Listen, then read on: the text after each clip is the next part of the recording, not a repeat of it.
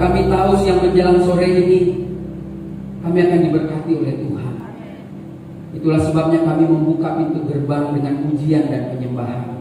Kami menyanyikan dari hati kami yang paling dalam. Terimalah ini sebagai wewangian, sebagai sesembahan, sebagai dupa yang harum, yang membuat surga penuh dengan sukacita. Bahkan malaikatmu sudah menari di hadapanmu oleh karena pujian kami. Kami gak mau satupun dari kami yang ada di tempat ini maupun yang sedang menyaksikan di rumah kehilangan sukacita. Terima kasih Bapak. Terima kasih untuk segala hal yang boleh kami lalui sepanjang minggu ini. Kami percaya disitulah karya Roh Kudus terjadi dalam hidup kami.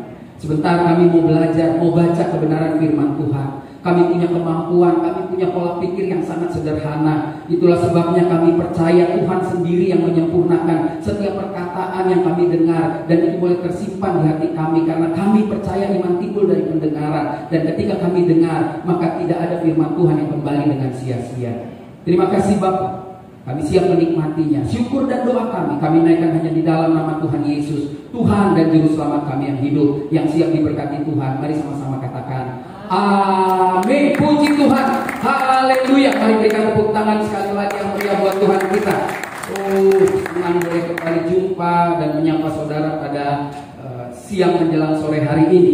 Hari ini saya memilih tema karya Roh Kudus karena minggu lalu saudara pasti gereja di seluruh dunia bicara tentang pencurahan Roh Kudus. Dan saya percaya, saya yakin sekali, baik saya, pemimpin pujian, pemain musik, koordinator, orang-orang yang hadir hari ini adalah orang-orang yang sudah dilawat oleh Roh Kudus. Ya, jadi kita jangan mundur lagi ke belakang, saudara ke depan-depan, lalu saudara mulai tanya-tanya bagaimana caranya saya supaya dilawat oleh Roh Kudus. Sudah, saudara sudah. Kalau enggak saudara nggak ke gereja lah siang hari ini. Saudara lebih baik nonton atau saudara lihat lihat diskon-diskon, lalu pulang capek, belanja enggak, rumah brosur banyak. Nah, itu yang mimpi-mimpi ibu menjadi orang kaya ya. Nah, sekarang kita akan belajar kalau Roh Kudus sudah ada dalam hidupmu, apa sih sebenarnya yang perlu dan apa yang harus dikerjakan oleh orang percaya. Yuk, saya suka yang sederhana aja, nggak yang aneh-aneh, terbang-terbang sampai langit ya, yang kita masih injak bumi. Maka pulang dari sini kita akan belajar apa yang terjadi di gereja mula-mula, apa yang terjadi dari kehidupan para rasul di dalam Kisah Rasul pasal yang kedua ayat 38 ya. Saya siapkan supaya saudara bisa baca baik di dalam hati mau bersuara yang enaknya saudara. Tapi saya akan bacakan ini kepada saudara baik yang ada di rumah, yang ada di sini supaya kita semua menikmati kebenaran firman Tuhan. Puji Tuhan. Bukan kebetulan karena hari ini di depan saya yang duduk adalah koordinator di FEM ya, kalau nggak salah ya. Jadi Victorious Family yang di Serpong, Gading, jangan takut, nggak usah jauh-jauh ke Ciputra karena mulai tanggal 6 ada ibadah di Hotel FEM Serpong ya, tepuk tangan ya. Jadi ini jadi disuruh loh tiba-tiba mau ngomong supaya di Serpong jangan alasan nggak ketemu saya jauh, mudah-mudahan jadi jadwal di sana ya. Puji Tuhan, haleluya. Nah, demikian firman Tuhan. Jawab Petrus kepada mereka, bertobatlah dan hendaklah kamu masing-masing memberi dirimu dibaptis dalam nama Yesus Kristus untuk pengampunan dosamu, maka kamu akan menerima karunia Roh Kudus. 39. Sebab bagi kamulah janji itu dan bagi anak-anakmu dan bagi orang yang masih jauh, yaitu sebanyak yang akan dipanggil oleh Tuhan Allah kita. 40. Dan dengan banyak perkataan lain lagi ia memberi suatu kesaksian yang sungguh-sungguh dan ia mengecam dan menasihati mereka. Katanya, berilah dirimu diselamatkan dari angkatan yang jahat ini. Orang-orang yang menerima perkataannya itu memberi diri dibaptis. Dan pada hari itu jumlah mereka bertambah kira-kira berapa saudara? 3.000 jiwa.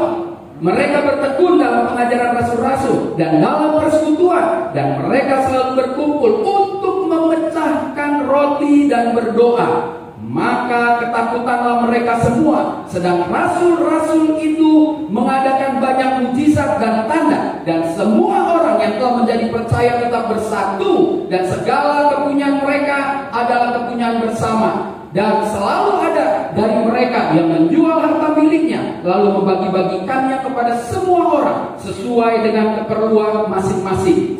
Dengan bertekun dan dengan sehati, mereka berkumpul tiap-tiap hari dalam bait Allah. Mereka memecahkan roti di rumah masing-masing secara bergilir dan makan bersama-sama dengan gembira dan dengan tulus hati, sambil memuji Allah, dan mereka disukai semua orang, dan tiap-tiap hari Tuhan menambah jumlah mereka dengan orang yang diselamatkan. Ini cerita gereja mula-mula ya saudara. Dan kalau saudara baca Alkitab, please, kita jangan jadi orang yang gak pinter-pinter. Jangan baca pada saat itu. Lalu saudara, waktu kita sekolah teologi ada istilah jangan perkosa ayat saudara. Kayak saudara harus lihat sebelum sesudah. Karena kalau lihat ini nanti saudara salah. Karena Petrus waktu itu pun juga punya konteks di kepala yang diselamatin hanya orang Yahudi. Petrus hanya berpikir dulu kalau orang harus dibaptis air dulu nanti akan kepenuhan Roh Kudus. Ternyata enggak. Kalau saudara baca, waktu Petrus ketemu Cornelius belum dibaptis, belum apa-apa. Cornelius dengar cerita-cerita Yesus, maka mereka kepenuhan. Jadi pekerjaan Tuhan jangan saudara potong hanya sebatas bagian firman Tuhan. Nah, kita akan belajar saudara bahwa setiap jemaat harusnya mengalami pertumbuhan rohani. Saya berdoa jemaat GB Victorious Family dimanapun, di pusat, di cabang, dimanapun, jangan cuma bergereja hari Minggu, tetapi juga harus mengalami pertumbuhan rohani. Amin. Kalau orang nggak bertumbuh, jadi bawaannya susah, picik, pelayanan jadi nggak bagus. Nah, orang yang bertumbuh ini adalah orang yang mau memberikan dirinya untuk menerima Yesus sebagai Tuhan. Syarat orang mau bertumbuh harus jadikan Yesus Tuhan dan Juru Selamatnya, serta membuka diri agar Roh Tuhan atau biasa kita sebut Roh Kudus bisa berkarya dalam hidup kita. Makanya tema hari ini karya Roh Kudus. Ya, kalau minggu lalu saudara bahas tentang pencurahan, nggak cukup cuma sampai pencurahan, karena bukti dari pencurahan akan terlihat dari karyanya. Ya dong ya. Banyak aja orang boleh mengklaim punya karunia ABCD, tapi kacau juga karena nggak terlihat karyanya. Yuk kita akan belajar, karena tanpa lawatan Roh Kudus ya, kita pelayanan ini akan lelah. Makanya nggak sedikit pendeta lelah, pemuji lelah, pemusik lelah, koordinatornya lelah. Pak Iwan belum lelah-lelah, berarti masih benar karya Roh Kudusnya. Kalau dia belum ngambek, dia tinggalin, nah udahlah Pak Gembala, udah capek, gue jadi jemaat aja. Nah mungkin karyanya mulai redup, tapi ini gak lelah-lelah. Kemarin lihat pengumuman terima kasih ya untuk sumbangannya, luar biasa. Pasti Iwan yang ini maksudnya ya kan. Saya lihat di Instagram ya, Pak Gembala ngomong terima kasih. Ini luar biasa sekali. Puncak dari kelelahan kita, ya saya sengaja tulis ini supaya saudara baca. Puncak kelelahan kita mengalami frustrasi dalam pelayanan. Enggak sedikit orang meninggalkan pelayanan dan dia mundur mau jadi jemaat biasa aja. Saya kasih tahu sama saudara, kalau saudara bertahun-tahun jadi orang Kristen dan cuma jadi jemaat biasa aja, ya tetap masuk surga saudara. Cuma kasihan banget saya nggak lihat ada pertumbuhan. Orang itu harus naik loh. Kalau ada Roh Kudus harus naik. Sekarang jemaat biasa, besok terima tamu nggak apa-apa. Saya selalu bilang terima tamu surganya mulia. Jemaat belum datang, dia udah duluan datang.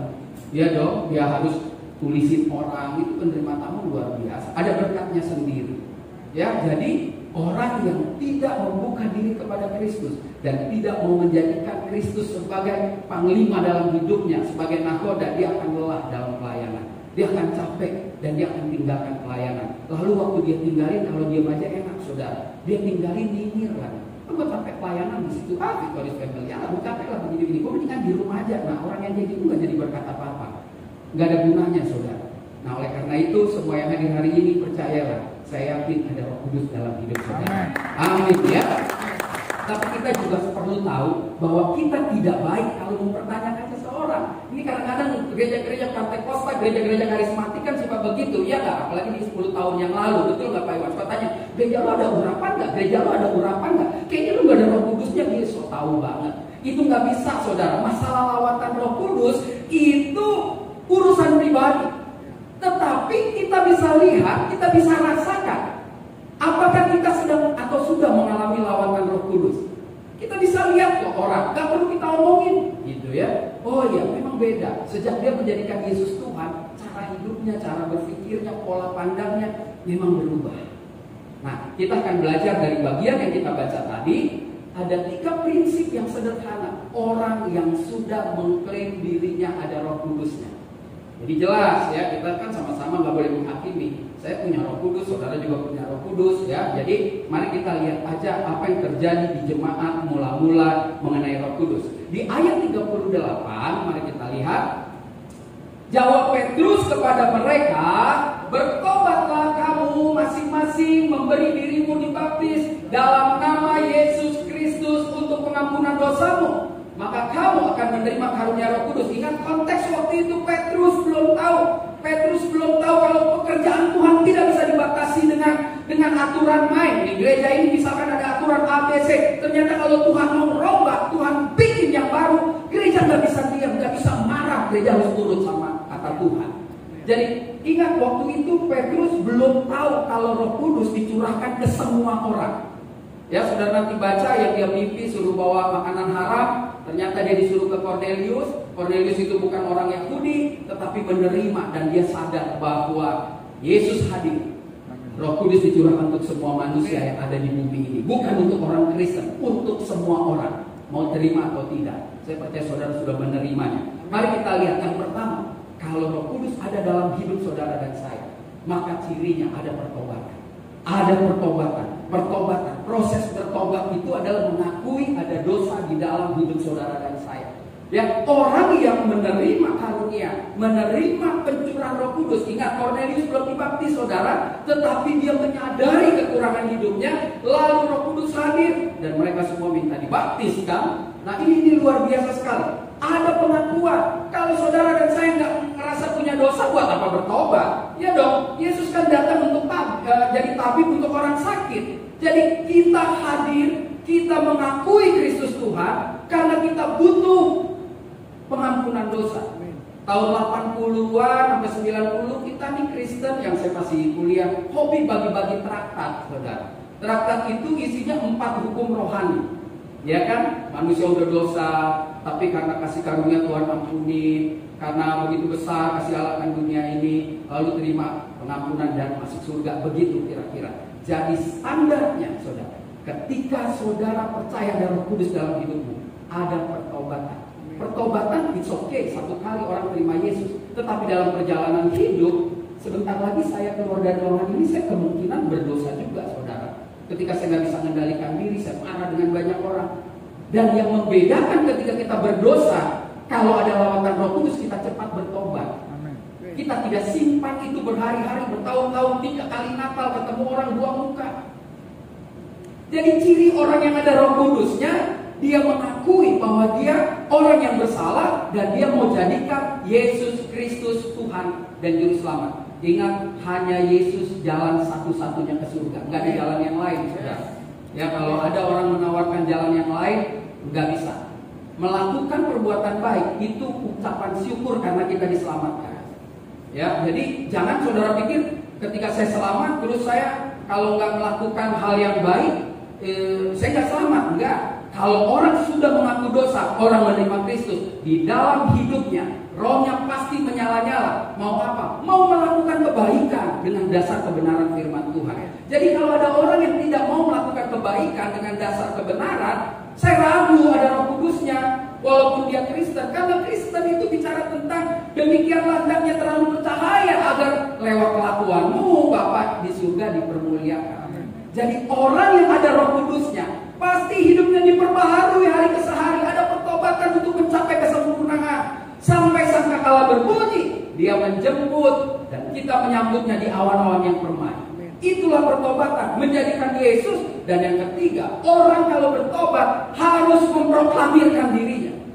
Saya nggak percaya kalau ibu yang di ujung bilang ini, saya udah tobat, tapi nggak berani ngomong sama orang, nggak berani memberitakan. Itu sebabnya Petrus bilang, berilah dirimu dibaptis. Orang kalau bertobat harus dibaptis. Baptis itu memproklamirkan diri. Nggak perlu ke lapangan banteng atau ke Monas. Makanya Pak Gembala gereja manapun kalau baptis orang di hadapan Allah, di hadapan hamba Allah, di hadapan jemaat Allah. Aku membaptismu, Iwan, dalam nama Bapa, Putra dan Roh Kudus. Supaya apa? Jemaat melihat satu jiwa diselamatkan, malaikat nari-nari di surga. Itu jelas.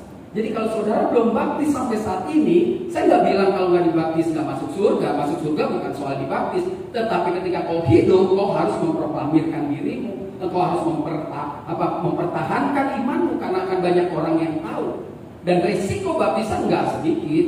Saudara tahu ya, salah satu pengkhotbah kita tuh Pak Hedri, kan dia juga harus baptis. Dan saudara tahu risiko yang dia hadapi, dan dia tetap maju terus.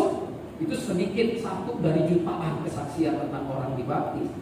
Jadi 3 prinsip di dalam pertobatan. Saudara harus mengakui bahwa kita adalah orang-orang yang bersalah. Kita butuh jembatan untuk tidak lagi bersalah. Dan Yesus menjadi jembatan bagi kita. Dan waktu kita terima Dia, maka saudara harus, suka atau tidak suka, ritual baptisan harus terjadi dalam hidup saudara. Kalau enggak, saya ragu. Karena firman Tuhan mengajak saudara untuk melakukan itu. Ya, jadi kalau bilang, saya masih malu, saya nggak bisa, ya sudah, saya ragu. Karena menerima Roh Kudus ada risiko. Jangan saudara pikir, puji Tuhan ya, saya orang Batak baru lahir udah Kristen, jadi waktu saya dibaptis nggak ada masalah. Karena ketika saya menerima Kristus, masalahnya saya harus mengatur pergaulan saya. Saya nggak bisa sama lagi, karena pergaulan buruk merusak kebiasaan yang baik. Jadi saudara, kita yang hadir di sini maupun yang sedang menyaksikannya di media sosial, kekristenan bicara tentang lawatan Roh Kudus, dan lawatan Roh Kudus harus ada karyanya. Karya pertama, pertobatan, mengakui kesalahan, menerima Kristus, dan menerima baptisan. Yang kedua, saudara, pelajaran yang sangat sederhana. Apa yang harus kita lakukan? Mari lihat. Pada ayat 42 dikatakan begini, mereka bertekun dalam pengajaran rasul-rasul dan dalam persekutuan, dan mereka selalu berkumpul untuk memecahkan roti dan berdoa. Jadi yang kedua, orang yang mengaku dirinya ada Roh Kudus nggak cukup cuma bertobat, berbalik dari jalan yang salah, tetapi dia bertekun dengan firman Tuhan. Jadi kalau ada orang Kristen yang nggak baca firman Tuhan setiap hari, saya nggak percaya dia udah berpenuhan Roh Kudus. Saudara boleh aktif di gereja ini, tapi nggak baca Alkitab tiap hari, bohong. Bohong. Yang benar itu kalau jatuh cinta, dia cari surat cintanya. Dulu tahun 85 kita suka nyanyi, surat cintaku yang pertama. Terima surat cinta itu luar biasa. Jadi jelas bertekun di dalam firman menghasilkan kekuatan. Di dalam persekutuan sepertinya akan ada kekuatan. Kekuatan yang luar biasa yang sudah kasih kepada saudara dan saya. Tanpa bertekun, tanpa persekutuan tidak akan pernah bisa. Dan ingat, setiap minggu pertama atau minggu kedua di pos cabang yang lain selalu ada perjamuan kudus. Saudara, di Kristen hari raya, maksudnya keriaan yang diperintahkan Yesus cuma satu, perjamuan kudus. Natal nggak pernah, Pantekosta nggak ada, jamuan Kamis malam nggak ada. Itu hanya kesepakatan. Kita mengingat, kita mengenang. Seperti saudara sama istri saudara bilang, begitu lewat Monas, kita mengenang, kita pernah lewat Monas. Tetapi kalau perjamuan, Tuhan Yesus bilang, jadikan ini peringatan akan aku. Itu jelas. Jadi gereja yang nggak ada perjamuan kudusnya, saya pastikan dia tersesat. Ya kan? Kalau Natal kita tanggal 25 ikutlah kalender orang bule. Tapi saya ke Israel, saya dengar orang-orang Ortodok tanggal 6 Natal, kan nggak bisa ribut. Natal mulai dari tanggal 1, ya tanggal lahir Yesus kapan aja mau dirayain boleh. Tetapi perjamuan itu harus terjadi. Ya, jadi kalau saudara ada perjamuan, ya saudara ikut. Karena itu memperkuat. Saya jujur aja ada beberapa gereja yang masih jemaatnya nggak berani ikut perjamuan kalau masih kacau hidupnya. Karena dia selalu berpegang bahwa nggak sedikit yang sakit, bahkan ada yang mati. Makanya jangan main-main kalau ikut perjamuan. Jangan yang ngaco-ngaco, ya masih bentak-bentak istri, bentak-bentak suami ikut perjamuan. Mana tahu dosa gue diampuni. Jangan salah. Konteks ikut perjamuannya yang penting dosa gue diampuni. Tidak, kita sedang mengenang, menikmati tubuh dan darahnya menyatu dalam hidup saudara. Itu berarti ada Roh Tuhan. Harusnya hidupnya berubah. Ada persekutuan yang kuat. Mereka bertekun dengan firman Tuhan. Dan ajarannya firman Tuhan. Bukan ajaran menurut gua atau menurut mimpi. Ya, hari-hari ini saya tak keberatan kalau ada hamba Tuhan, mungkin termasuk saya, boleh ngomong, buat statement dan lain sebagainya, dan harus ditarik ukurannya firman Tuhan. Kalau tidak, berarti firman palsu. Saudara, kita jangan sampaikan sebagai hamba Tuhan firman yang palsu, harus firman yang jelas. Makanya kalau kau todong gak usah lalu ngidul, ke firman Tuhan aja lah, jadi nggak salah. Lalu yang ketiga, saudara, nafas orang Kristen adalah doa. Mereka kuat karena mereka berdoa. Doa bukan soal panjang pendek, bukan soal kata-kata bagus. tetapi doa soal hati yang rindu mau ngobrol sama Tuhan. Ngobrol, Tuhan itu gak usah kamu, dikau, lu gua juga gak apa-apa lah ngomong sama Tuhan. Ya, Tuhan itu dekat. Yeremia 29 ayat 12 bilang, kalau kau ngobrol sama aku, kalau kau berdoa, aku dengar. Ya, jadi jangan lagi bilang, masihkah kau mendengarkan doaku? Dia sudah memastikan setiap doa kita dia dengar. Amin. Soal dijawab itu soal tahu diri aja. Makanya kalau ngobrol jangan minta. Ngobrol sama Tuhan minta dulu. Saudara ngobrol sama bapak saudara minta terus, lama-lama bapak saudara capek. Saya nggak bilang Tuhan capek, enggak. Tapi kalau cuma ngobrol minta, kita pengemis Kristen namanya. Kalau ngobrol tuh, Bapak terima kasih, saya tadi pelayanan kabar luar biasa. Oh, jadi jemaat, puji Tuhan, saya mau pulang sekarang. Terima kasih, putar lagu gereja. Itu udah doa, itu ngobrol. Saudara nyanyi-nyanyi lagu gereja. Jangan minta dulu.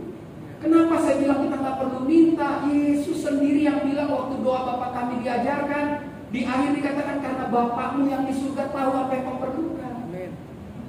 Diperkuat lagi sama Paulus, Filipi 4:19, Allah akan memenuhi keperluanmu. Jadi kalau ngobrol tuh yang enak. Kalau minta untuk orang lain. Saya nggak tahu, saya suka orang kalau minta untuk orang lain. Bapakku berdoa untuk Victorious Family ini biar gereja ini jadi berkah. Bapak saya minta buat Pak Iwan supaya tahan, tabah menghadapi goncangan. Kalau minta tuh minta untuk orang lain.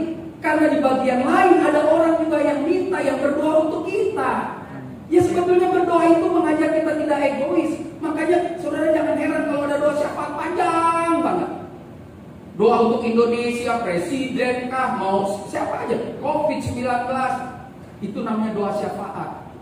Tapi Bapak Ibu kalau doa makan jangan doa syafaat. Doa makan aja langsung, Tuhan kami mau makan dalam nama Tuhan Yesus, berdoa amin. Gak usah basa-basi. Kami teringat keluarga kami yang di Manado, keluarga kami yang di Medan, sok dingin, bakmi gede. Gak ada gunanya saudara. Ya kan, akhirnya makan kesel, istri dimaki sama suami. Ngalih kasih sok dingin, nah itu berarti kelamaan doanya pernah tua ya.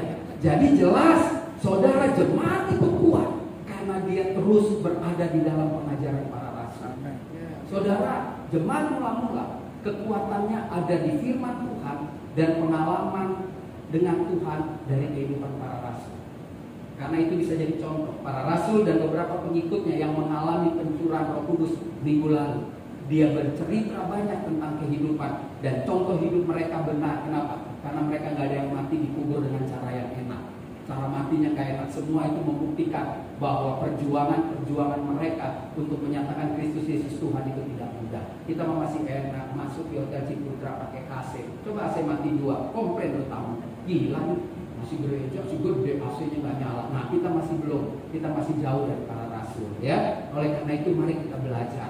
Kita buktikan kalau Roh Kudus hidup dalam hidup kita, maka kita mulai melakukan pertobatan yang sesungguhnya. Bertobat awal ya menerima Yesus, tetapi selebihnya kita tobat dari belanja, tobat dari dandan. Ya dandan boleh, tapi jangan berlebih-lebih ya. Tobat dari apa ya, kemewahan. Mewah boleh punya, tapi berlebih-lebih mewah juga nggak boleh. Ya mungkin kita bertobat dari apa ya, sirik-sirik sama orang.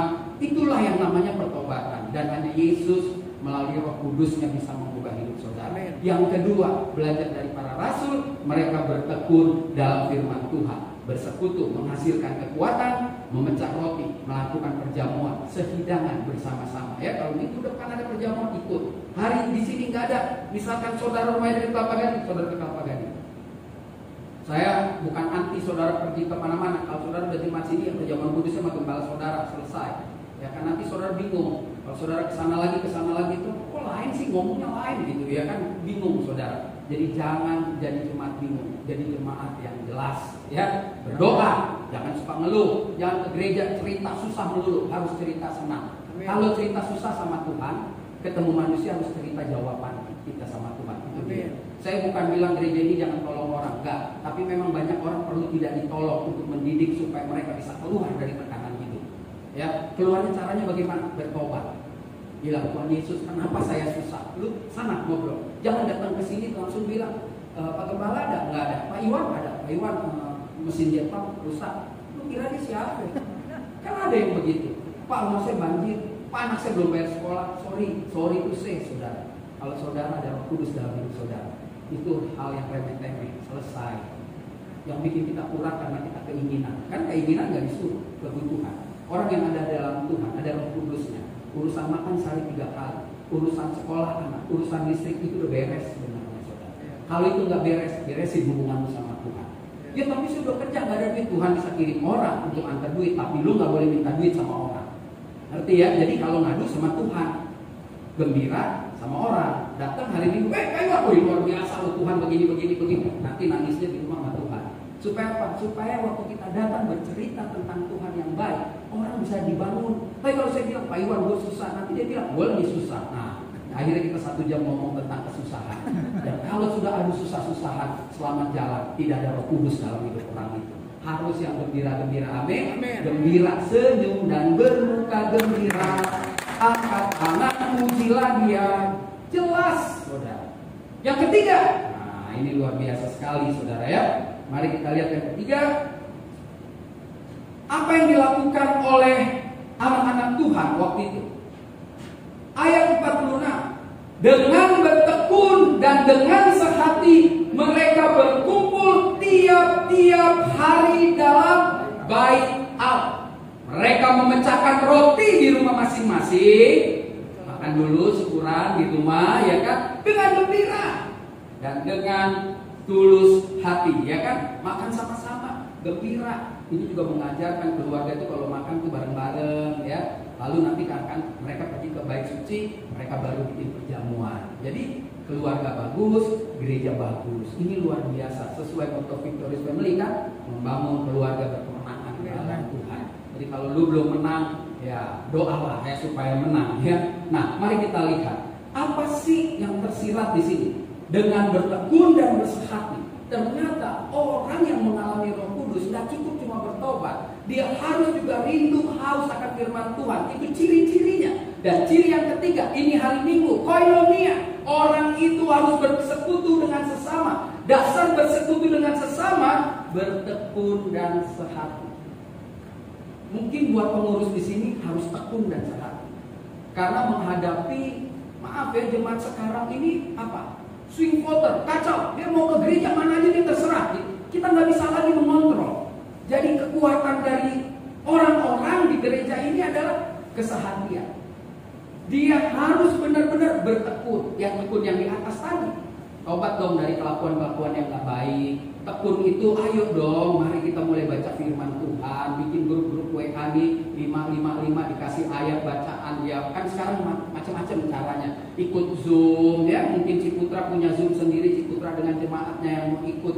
Lalu panggil 2-3 diskusi dengan pendeta. Kan kita nggak tahu lah itu pekerjaan Roh Kudus. Tetapi bertekun dan sehati.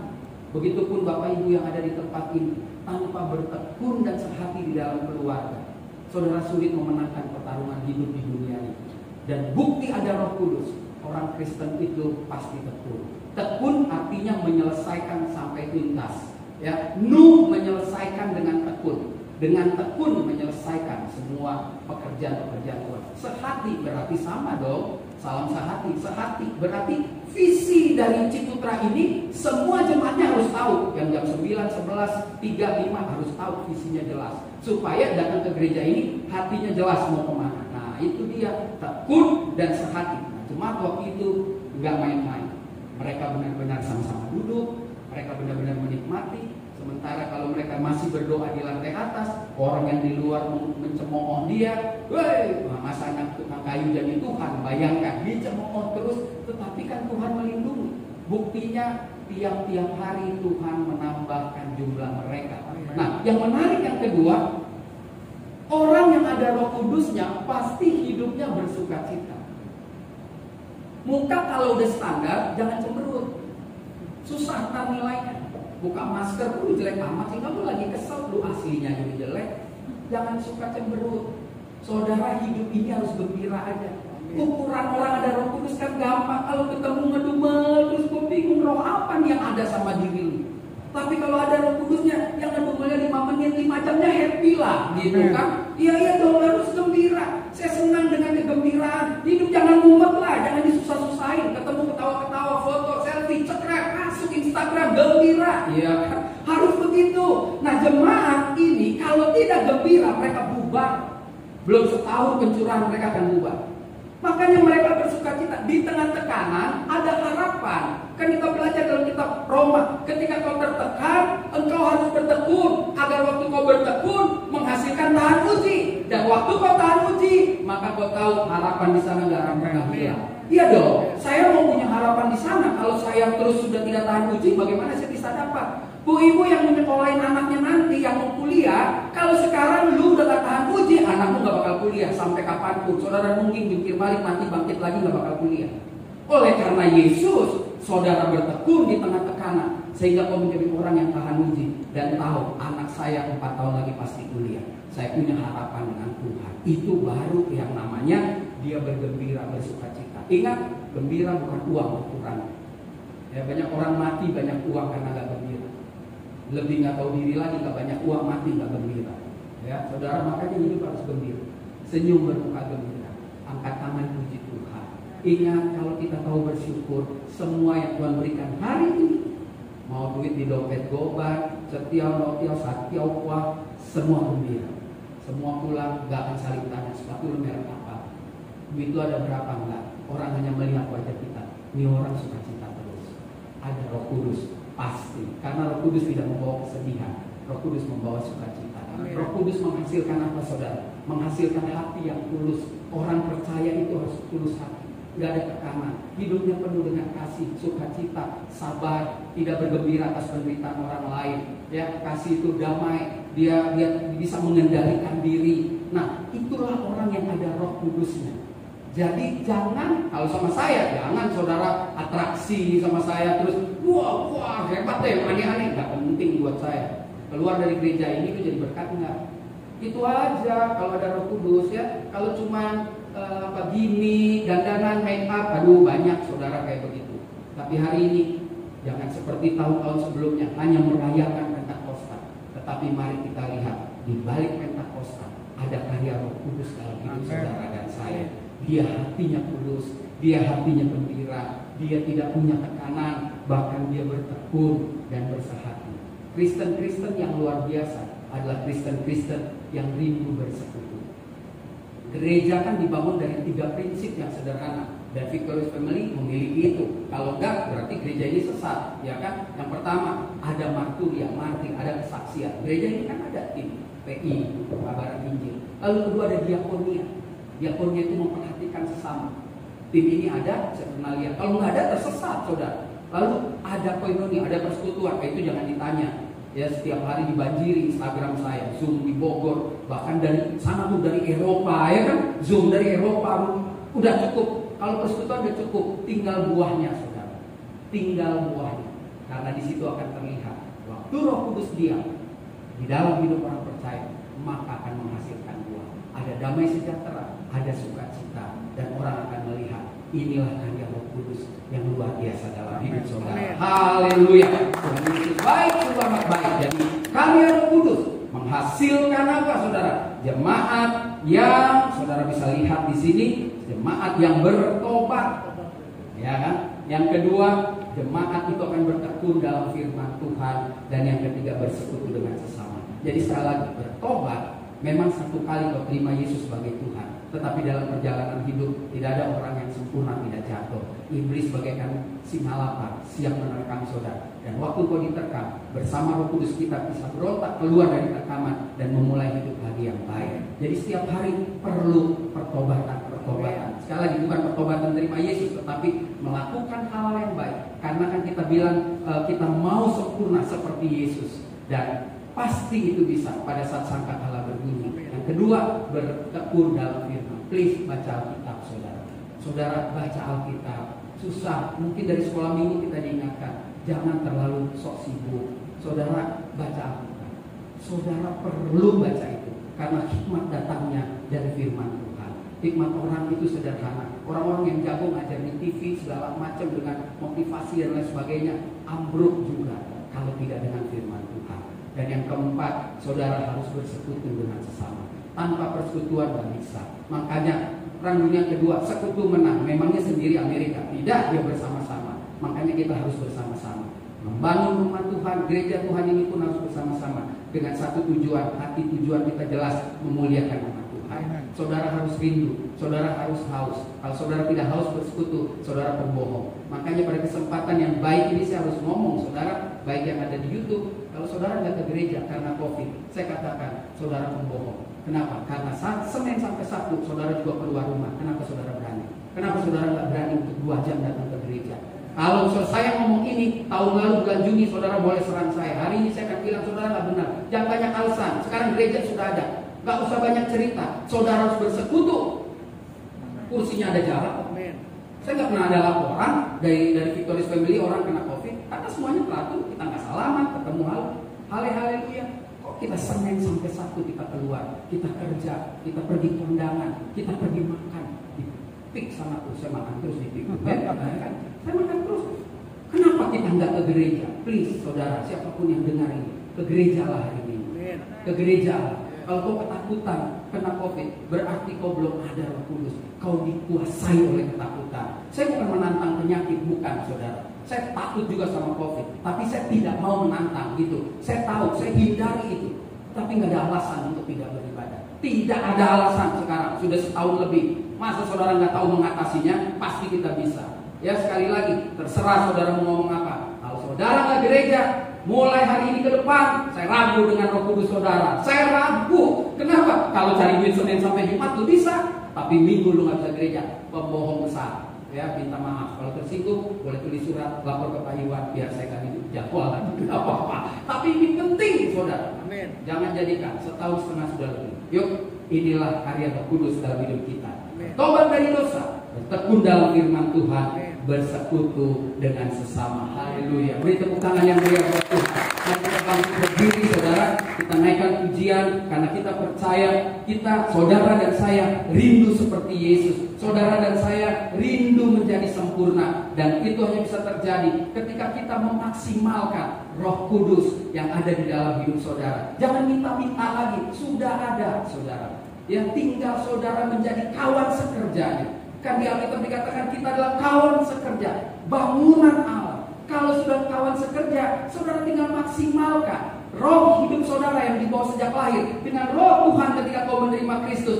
Itu menjadi sinergi dan hidupmu penuh dengan kualitas. Haleluya. Mari katakan, ku mau sepertimu Yesus, disempurnakan selalu dalam segenap jalanku, memuliakan namamu. Saya percaya kita adalah bejana-bejana yang sudah dibentuk oleh Tuhan. Oleh karena itu nyanyikan ini dari hatimu yang paling dalam. Katakan, ku mau sepertimu Yesus, disempurnakan selalu. Haleluya. Terima kasih Tuhan. Terima kasih. Mari dengan sikap doa ini menjadi kerinduan kita. Katakan saudara. Haleluya. Mau sepertimu Yesus, disempurnakan sempurnakan selalu dalam segenap jalan. Dalam segenap jalanku, memuliakan namamu, memuliakan. Nah, sekali lagi katakan, ku mau sepertimu Yesus, mau sepertimu Yesus, disempurnakan selalu,